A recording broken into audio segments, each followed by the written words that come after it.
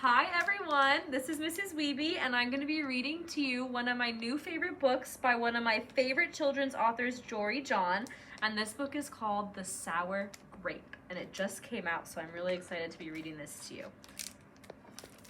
All right, all the fruit. Here's the title page. Again, it says The Sour Grape by Jory John and Pete Oswald. All right, here we go. It says, I'm a grape, a sour grape. Grrr. If somebody upsets me, I'll remember it. If somebody wrongs me, I won't forget it. If somebody insults me, I'll never ignore it. Nope. Yikes. See that banana over there? That banana slipped and bumped into me, so I'm holding a grudge. See that orange? That orange didn't call me back for a week. Grudge. See that lime? That lime borrowed my scarf and never returned it. Grudge. I suppose I've got pretty thin skin for a grape. Nobody steps on this grape. Grrr. Granted, I wasn't always this way. So he says he's holding a grudge on all of these other fruit. A grudge means he's not going to forgive them. So they did something to him, even if it was on accident, he's never going to forget it. I grew up in a close-knit bunch. There were about 3,000 of us in our little community. We were sweet to each other. You look nice today. So do you. No, you do. We all lived on a vine. Sure, it was a bit claustrophobic, especially when we were trying to get ready in the morning. Are you done in there? Come on! But my family was ripe with humor, goodwill, and warmth. We did our best with what we had. Are you gonna finish that?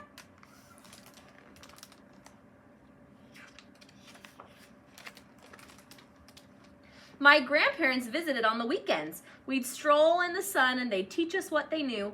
They said that it takes a bunch to raise a seed. They said that good grapes roll their own way in life. They told us to be kind, forgiving, considerate, and grateful. Or grateful, my grandpa said with a wink. Above all, no matter what life throws at you, and there will be a lot, try to stay sweet, my grandma said. Indeed, we said in response. And for a while, I was the sweetest of the sweet. I said please, I said thank you. I brushed aside life's little annoyances. I knew how good I had it. Oops, haha, no problem at all. But then one day, something changed in me. Oh no, he was so nice. It was my birthday. I had rigorously and vigorously planned a big party for weeks. I'd sent out invitations with the date prominently displayed. Get this, I had a Ferris wheel, a magician and hay rides. I had snacks upon snacks upon snacks. The highlight of the party, though, was a firework display, which would happen at sundown. That sounds exciting. I stood out front and waited for folks to arrive. I had a gigantic smile on my face. I waited. Everybody was a little late, it seemed. No big deal, no big whoop. So I waited. A tumbleweed rolled by. A coyote howled in the distance. Ow! The sun sank behind the hills, and I waited. Oh no, it looks like no one's come to his party. Nobody showed up, and I mean nobody.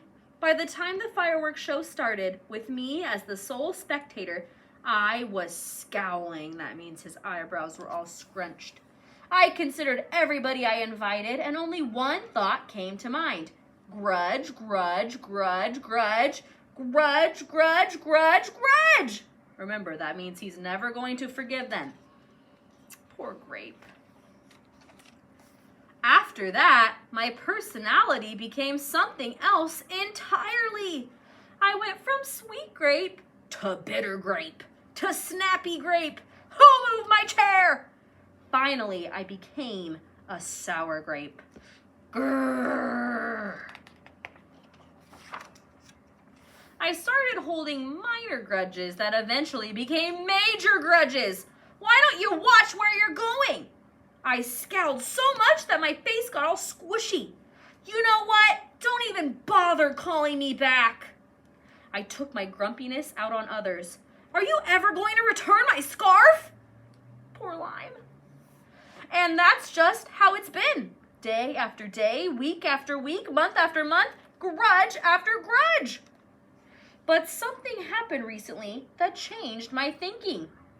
He's so mad he's in the 10 items or less lane, and look at all of that stuff in that cart. He is upset. He's just not patient at all, huh? I was getting ready to meet up with my friend Lenny, the only fellow I know who's as sour as I am. Lenny and I usually walk to the park where we sit on a bench and rant about stuff. That means where they talk about all the stuff that makes them mad.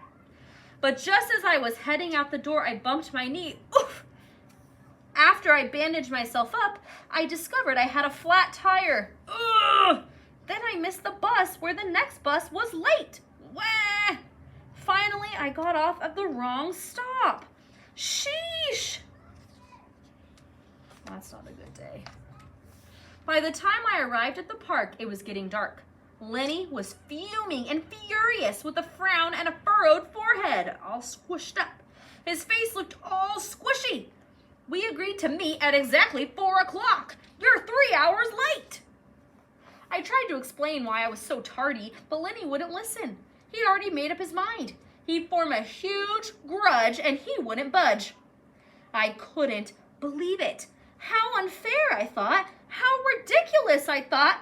How similar to the way I would react. So he's not liking that Lenny has a grudge against him. But doesn't he have a grudge against all these other fruit?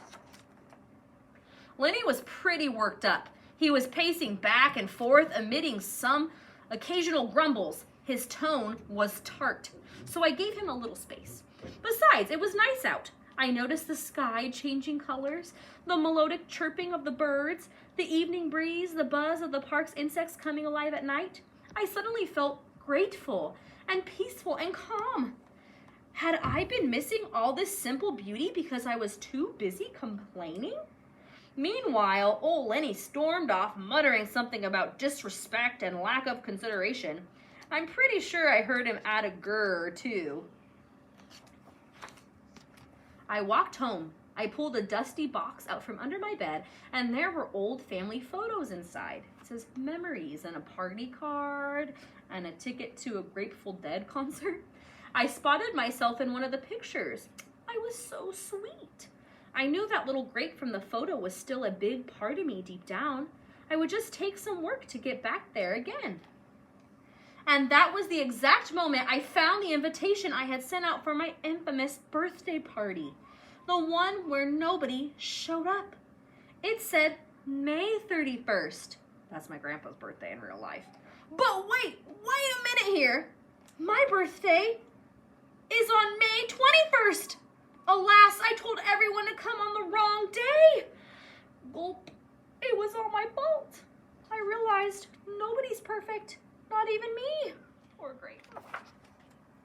After that day, I started noticing other things too. Like how remaining sour all the time was so draining. I'd wasted so much energy holding grudges when I could have easily cleared the air if I'd felt hurt. And yes, I'd still get upset from time to time, but that's okay. Because now I talk and I listen and I work things out instead of just walking away. My sourness is fading. I'm letting go of all my grudges. And hey, it's working. Slip-ups happen. I'm just glad you're okay. Aw, thanks. That scarf would look sublime on you. Why don't you keep it? Really? You're the best. Orange, you glad we got to catch up? I'm so grateful that we did. Get it? Orange and grape. Sure, sometimes I still let out a little grr when I'm frustrated like this. Grr. But then I move on. My face is so less squishy too. Oh, and don't worry. Things are okay with Lenny again. Gosh, sorry I'm late. You must be furious. No big deal, friends.